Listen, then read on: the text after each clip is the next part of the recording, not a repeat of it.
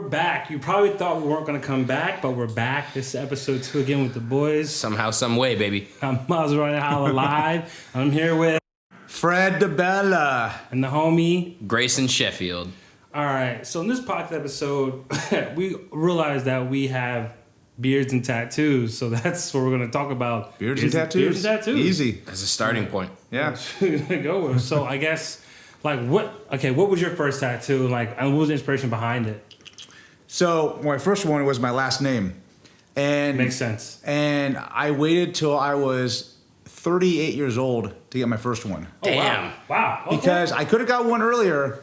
And when I was living in Huntington, the guy who did my first tattoo, I was so I'm trying to look what I wanted.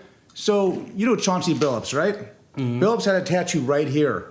And I liked that. I was like, oh, I'm going to get my last name right here. I didn't get it. And thank God I didn't. But I waited till I was 38, got this, and then the sleeve was probably, I don't even know, 4 years later maybe. Okay. Or something like that. But then I remember getting this done, and my dad almost disowning me. Because of the tattoos. Yep, I wasn't expecting that. And not at 38, people. That's a 38 twist. years old. I had to wear long sleeves because my dad lived in Huntington also. He lived in one of those homes, or he was able to build his own house, and they would drive it there and drop it off. Okay. You had to be over 55 to live in that area in Huntington. Gotcha. And so I lived pretty close to him.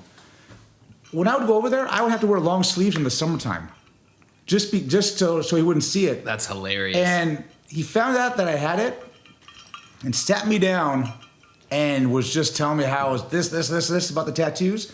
But the thing about my dad was, once he gets the yelling out, then it's fine. Okay. So I obviously kept going. Yeah. And it wasn't a big deal at that point. I thought getting the last name might be something. Yeah, right. Family. No. Did not like it at all. Okay. No. That's hilarious. Yeah. All right, my first tattoo. Oh man, I was 18. I had just graduated from high school. Let's go. My parents, growing up, they were like, "You get a tattoo, that's it, right? You're done. You're not our child anymore." And so I went and got a giant octopus. It basically covers my entire thigh. Oh wow! It was like, is it like an anime octopus or regular octopus? I mean, kind of like American traditional tattoo style. Like, we call Sailor Jailer. Yeah, Sailor Jerry. Sailor Jerry. Yes, Sailor Jerry. I knew that. Yeah, Jerry. it's all black and gray, They're no gonna cook me in color. the comments for that. Yeah, they are. They're gonna be like, this motherfucker doesn't know Sailor Jerry. They're gonna Sailor cook me who? for that one. I know they're gonna cook me.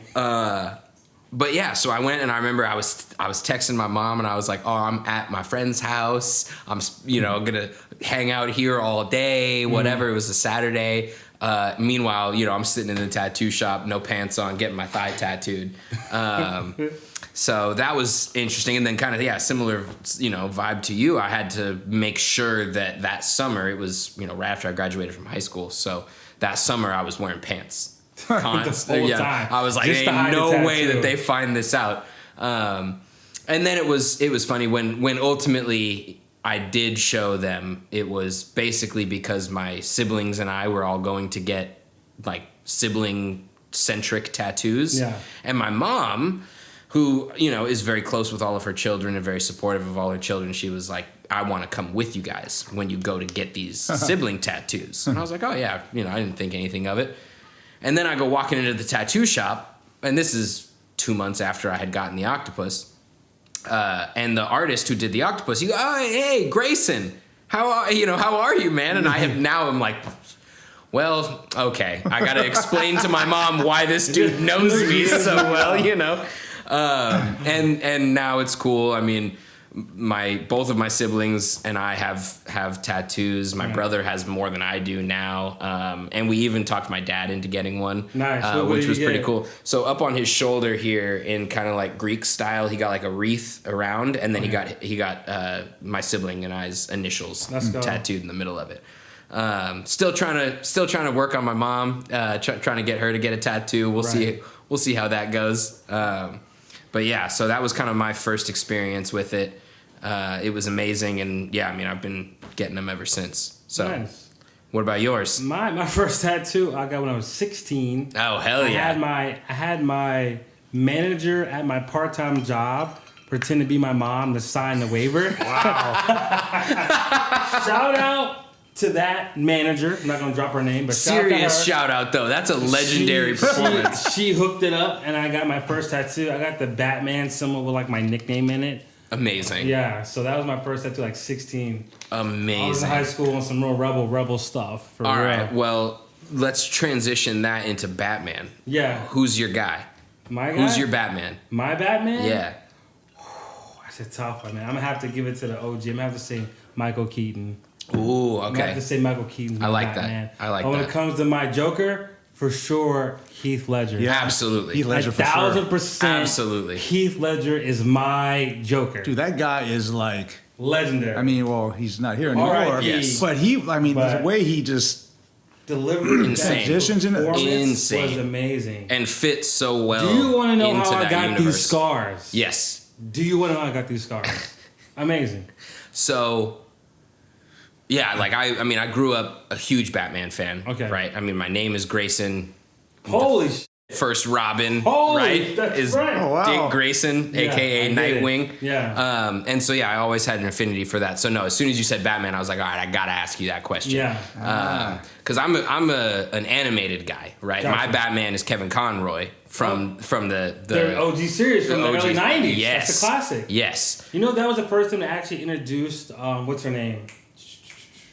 Joker's Harley sidekick. Quinn. Harley Quinn, yeah, sidekick. That was the Yes. first time. They Yeah. actually wrote her into that series and made her an actual character. Yeah, she never existed before that. Yeah, it's crazy. So that was your first tattoo being Batman. I was like, all right, Yeah. I gotta ask you Wow. about that. Yeah. For sure. All right. Anybody? We'll take it back to tattoos now. Like, does anybody have tattoo horror stories? I mean, I don't Because they're have. not all good. I think I have one or two tattoos that other artists have looked at, but like this person did this, they went too hard on you. Like maybe like Yeah. it's almost maybe like a not a complete keloid, but like maybe they went too like it's still raised up. You can feel it's it. It's still raised up to this day. Oh. So other tattoos like yeah, Is it color? Say what? Is it color or just black and gray? It's black and gray. Like, that's like you can't see it on camera, but it's like it's still raised up. It's not- like yeah. someone went a little too hard with the needle. I have the exact yeah. same thing down here on my ribs. Yeah. Where literally, yeah, like you can feel the Yeah. tattoo. Oh, wow. Yeah, On you the can feel skin it. It's almost 'cause like reading Grail. Like some of was my tattoos, punched in. You can feel them, and you're not supposed to be able to feel your tattoo. I No. can still like Yeah. go over. My and artist is feel. light on the needle. So this one was done by a guy in Huntington Beach, but everything else I have is done by someone else. By one guy? By one guy. Amazing. Nice. Yeah. So Yeah. I'm at the point now, where I would say well over half of my tattoos are done by one guy, but I Yeah, do yeah. have a couple that are, spread out. I mean, I've, lived in Utah, Oregon, and now California. So I've got different Different kind of artists and My artists. story's kind of Yeah. same because I like joined the military at 18, so I've been all over. So I got tattoos done. Yeah. When I was stationed at different bases by different Oh, people. I'm sure. Yeah. So talk about your military kind of experience. I mean, where were you stationed around the world? I didn't mean to laugh about that. I was stationed everywhere. I was stationed in North Carolina, Jacksonville. Shout out to Jacksonville. Shout out to Jayville. I spent literally 8 years there. Yeah. Deployment to Iraq. I was in Iran for a little bit. Oh, Guatemala for a little bit. Oh, okay. On a humanitarian mission. But yeah, 8 years. 8 years in the military, United States Marine Corps. Semper Fi to all my brothers out there, brothers and sisters out there. Semper Fi.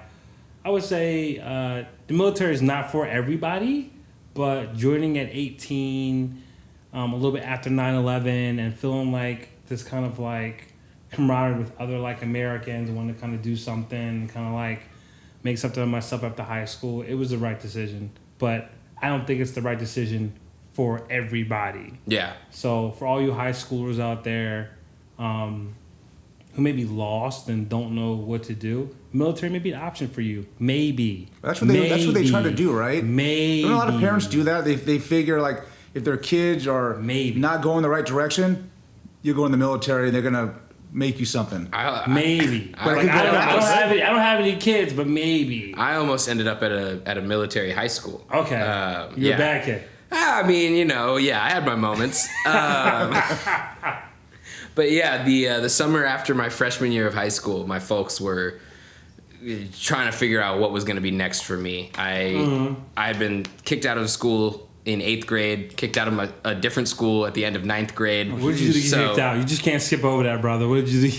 What did I do to get kicked out? Oh, well, how long do you have? No, I mean, it was... Give us the Cliff Note version. Yeah, Cliff Note version, right? I was getting into a lot of fights. Okay. It happens. Maybe selling a little bit of illicit substances. Okay, all right. Things of that nature. And so, Gotcha. I had gotten kicked out of 2 schools in 2 years. And my dad was like, send him out of here, right? Yeah, ship him to military school. Wow. Gotcha. And then it was funny, right? We went and we kind of looked at this one school, and I think it freaked both my parents out at how kind of intense and structured it was. And so I ended up at a therapeutic boarding school. Nice. But no, it was cool. It was I actually had a great experience there. I went there for the next 3 years. I graduated from high school at that boarding school. It was amazing. Let's go. Made some lifelong friends there that I'm still really close with. But it was an interesting thing going and touring that military academy. I remember I walked into one of the dorm rooms. Did they try to scare you? Oh yeah, Yeah. 100%. Walked into one of the dorm rooms. He was like, "You see how nice this is? Yeah. You see how put together it is?" He goes, "It better look like that every morning, otherwise you're running laps, right? You're running laps, like the whole thing, yeah." And and I met the headmaster, and he was like, "Oh, this would be a great place for you." He's like, "We take young men and we break them down." And then we built them back up into something better, That's the first thing I tell you in the Marines, too. I remember, being 18, 19, and my feet on the yellow footprints. First thing I tell you, as soon as you get off that bus, yo, we're going to make somebody cry today.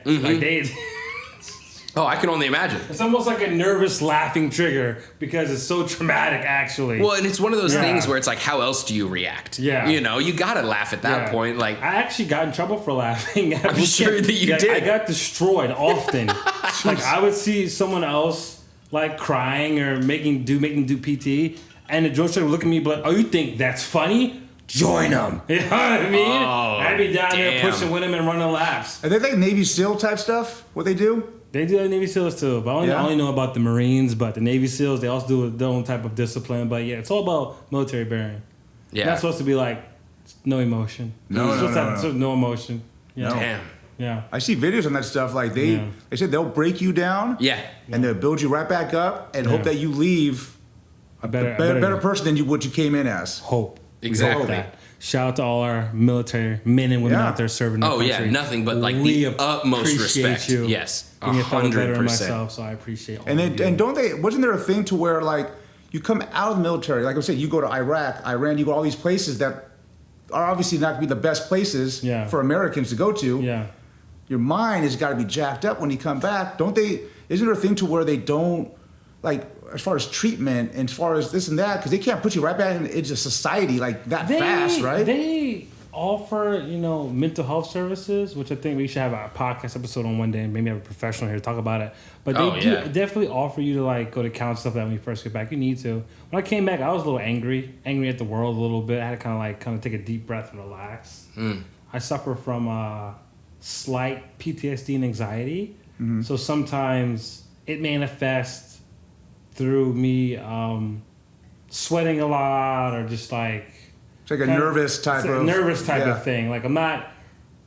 I think sometimes PTSD is portrayed a little too wild in movies and TV shows. They only show the most extreme. Whereas people like me, the dramatized version. Who's a little bit more I'm just gonna sweat a lot and not speak in a room full of people and just kind of feel a little nervous. Interesting.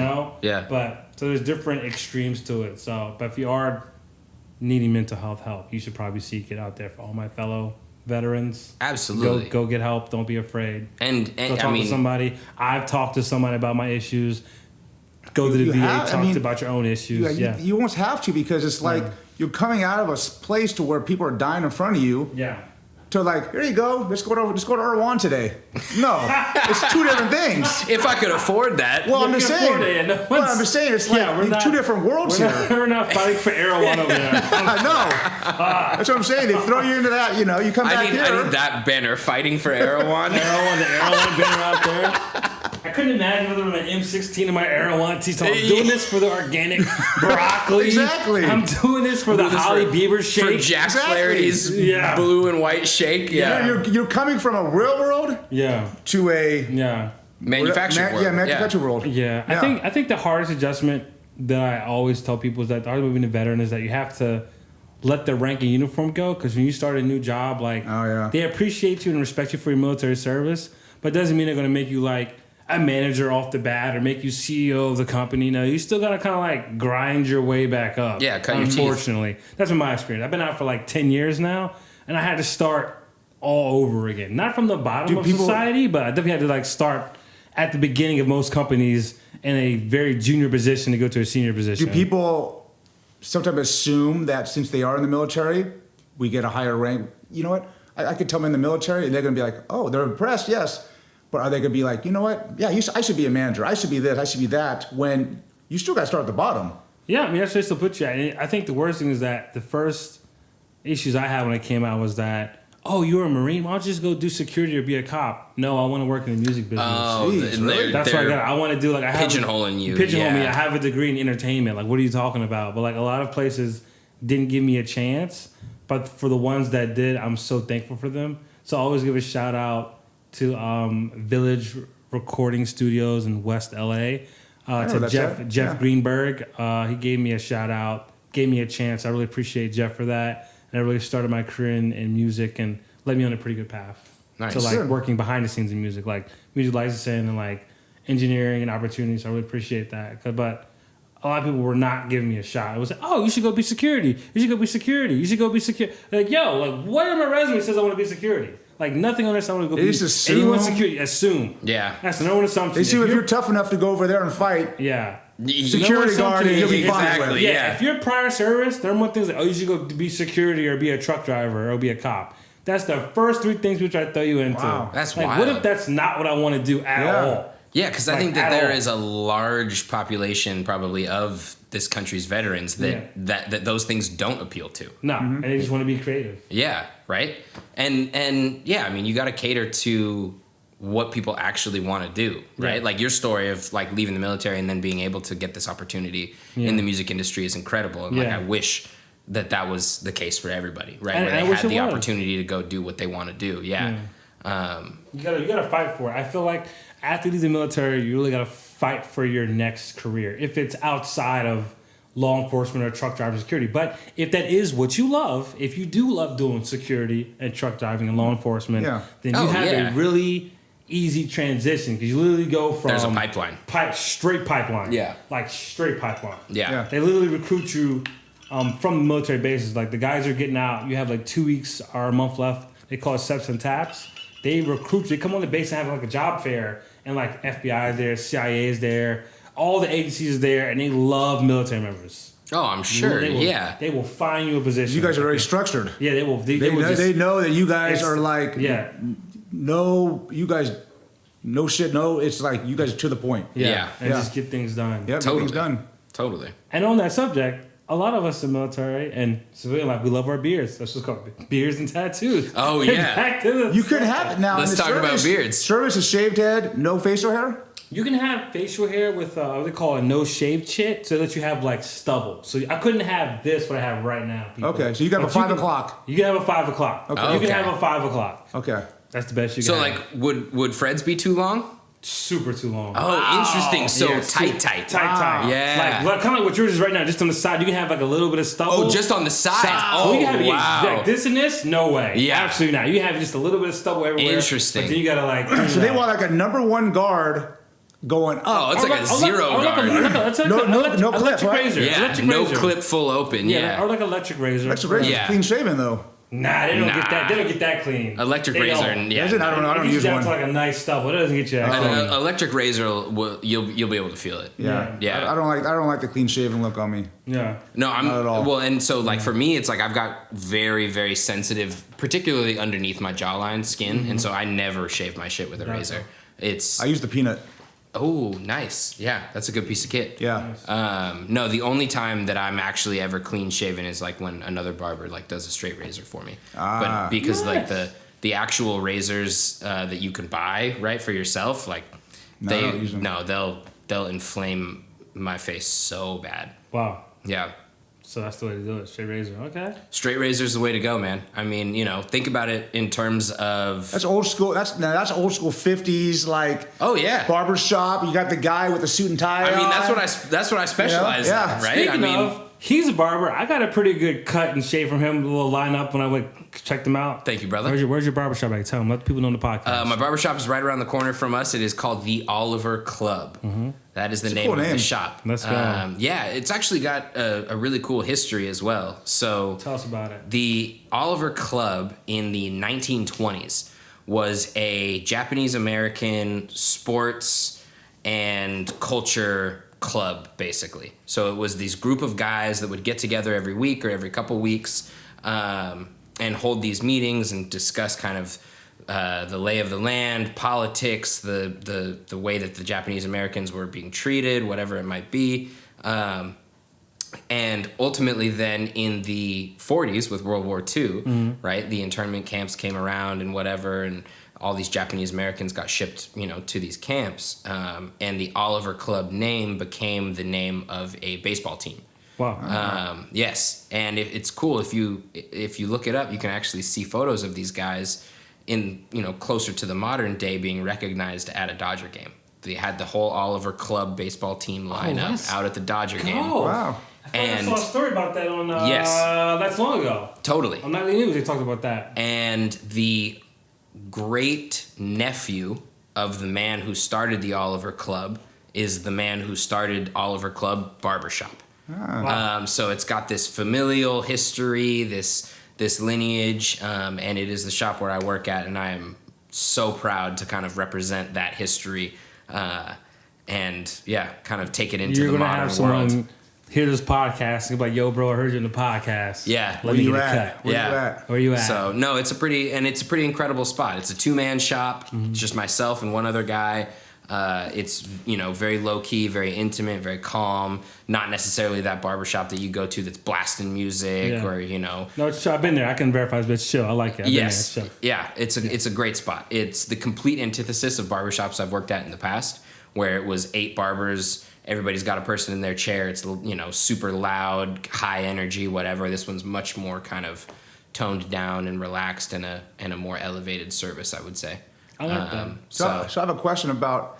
So I had an experience to where I went to a barbershop when I lived in Glendale. Okay.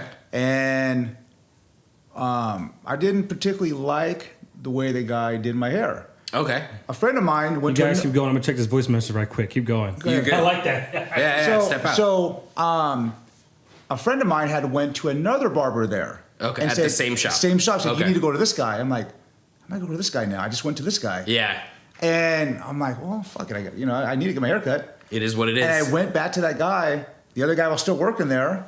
But it's like, how does it feel as the barber knowing that you're going to somebody else now in the same shop? I mean, that's a great question. And I will say, in my experience, it's one of those things where, yes, it is uncomfortable and awkward from your perspective and from the barber's perspective. Yeah. Right? But honestly, I think that that's good that you went back into the same shop, because it's one of those things where the guy who cut your hair the first time in a way that you didn't like it, he now knows that he needs to improve. Okay, so that's how he takes it as. I mean, hopefully, Okay. Yeah, right? yeah. Best case scenario, that's I was what going. he takes I was going it there as. for a while. Yeah. So and I would talk to. That's how we're a good team. We just keep it going. So Yeah. honestly, So we were just talking, chatting. I stepped away because a girl sent me a voicemail I wanted to hear right quick. You know what I'm saying? I'm trying to set something up for later tonight. Oh, We'll see how it goes. See how it goes. You know what it is. So, we out here. yes, You know to what the it is. listeners out there, it is Saturday night. It's Saturday night. You know what it is. Something might need to be happening. You know what it is. Try to set something up. But anyway. So we got the single side of the table over here. Yeah. yes, and engaged in a relationship. Yeah, here we go. Yeah. All right, so what did I miss, guys? Fill me in. The barbershop, about going to a barber. Like I went to a barber in Glendale, and I didn't like the way he cut my hair. Okay. And a friend of mine had went to the same barbershop, but told me, you got to go to this guy instead. And I'm like, dude, how do I do that? How do I make an appointment? And these with the guys guy? work at the They same work at the same shop. They don't work next to each other, but it's like literally 2 off from each other. Sometimes you got to do that. And I Sometimes you did. got to choose up. And That's I what did. I said. No, I did. And I went to him ever since. But it turns out that guy that I'm going to, The second guy. The second guy? Okay. Cuts the Dodgers. Oh, yeah. He got dialed in. He got lucky. You were telling me about this told you guy the story. recently. Yeah. I was telling you about that. He's been doing the Dodgers hair probably for a good 5 years now. Yeah. Where he got a free pass to go anytime. Oh, yeah. I guarantee he was there for the World Series. Access to the locker room. No, and I mean that. And who do you charge those people? Do you even? You're not going in there going, okay, your haircut's $45. You don't do that. You No, probably that's true. charge like a flat rate. You don't charge nothing, right? I would assume. I mean, don't get me wrong. I'm not at that level, but I would assume that you probably charge a flat rate. You're probably not charging based on each individual haircut. It's probably to get me for the day. This is who are you the charging? amount. The team or the players? Probably the team at that point. If you're doing that many of them, right? If you're coming in to do one or two of the players' hair, you're probably charging them individually. And so usually then, like for myself, right, if I had that opportunity to go, I would charge the same amount that I would charge to come do a house call. Nice. What's the rate going for a house call in LA? You don't have to say your rate, but No, just you're in good. general. So the typical philosophy from shop to house call is that a house call is double. Oh, okay. What your shop rate That's not is. too bad. Yeah. It's not too bad. Right? Yeah.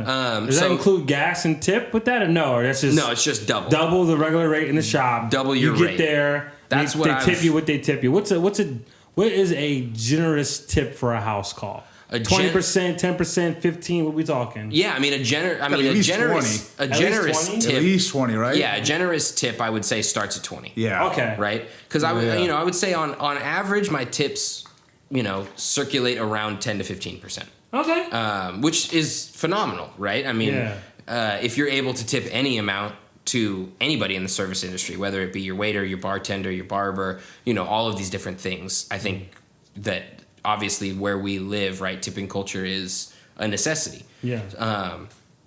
So, yeah, but then when it comes to a house call, you're charging double your normal shop rate because of travel time, gas, all that other stuff. Now, do you charge different on location, or you just do LA only? Someone says, I need you in Orange County. Oh no! If somebody says I need you in Orange County, then I'm doing Triple? 2.5. Okay. Yeah. Bro, that's not include gas, my boy. Yeah. Exactly. I need to see Now- And that gas traffic money, getting like there? today. Yeah, because now you're Yeah. playing around with my mental health, my gas, my all these different things. I got to sit in traffic just to get to you to do your haircut. So, Yeah. so yeah, I mean, I would say that anywhere within 30 to 40 minutes drive time, I'm cool. Just doing the two. Double my normal shop rate. Yeah. Anything more than that, if you're talking more than an hour of drive time, or even closer to an hour of drive time, then I'm That's starting far. to consider more.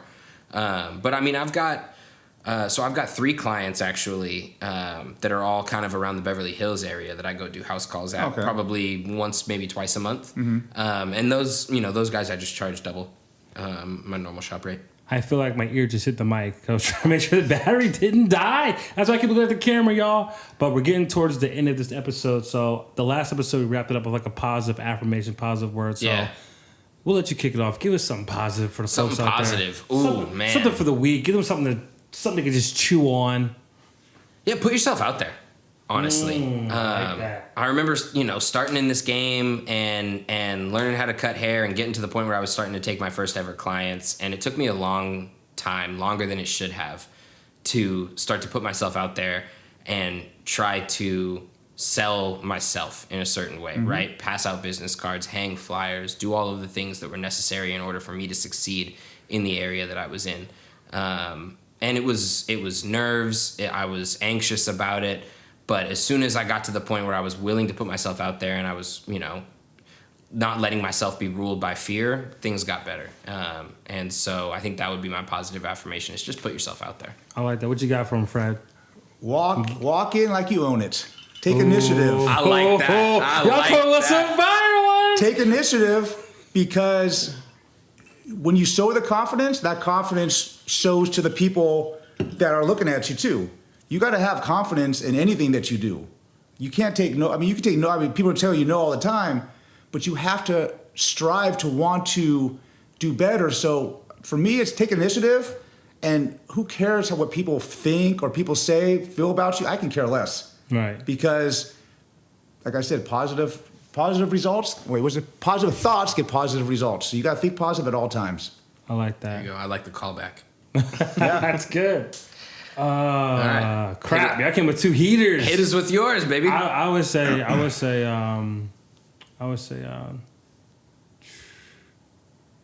stay positive mindset. Yeah. You know, always. even when things look dark, try to find the light in any situation. And if you can't find the light in a situation, call a friend.